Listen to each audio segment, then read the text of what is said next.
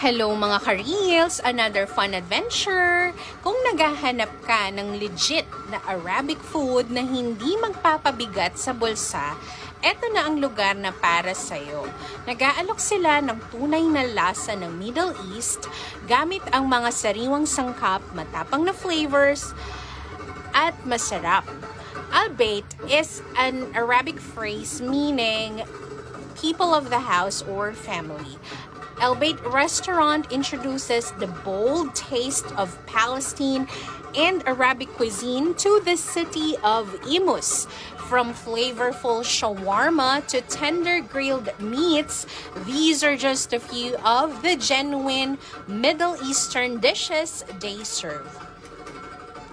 Ang menu nila ay isang buong selebrasyon ng Arabic cuisine.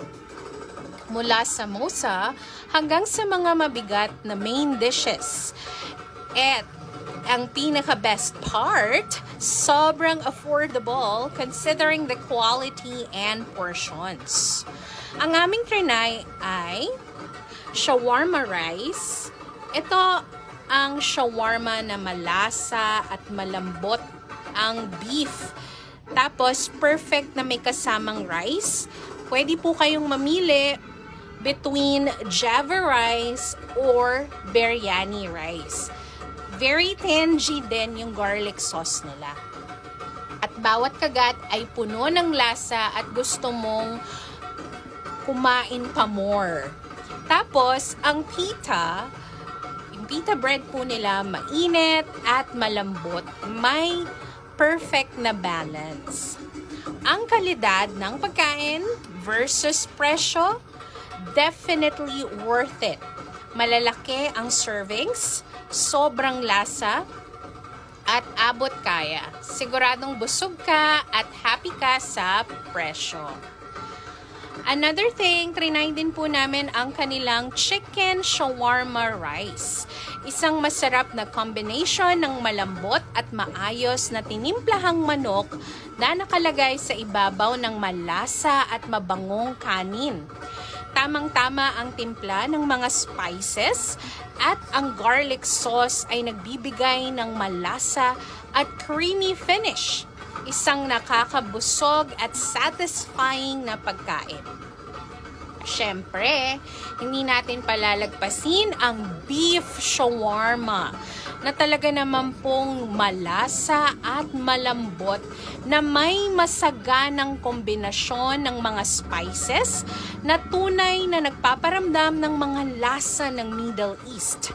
Perpekto ang pagka-grill ng beef at kapag isinama sa mainit na pita o garlic sauce, napakasarap po talaga. Parehong authentic, masarap, at tiyak na sulit tikman. Oo, matagal po pumila.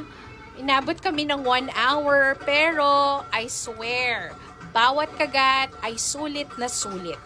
Sariwa ang pagkain, puno ng lasa at talagang masarap.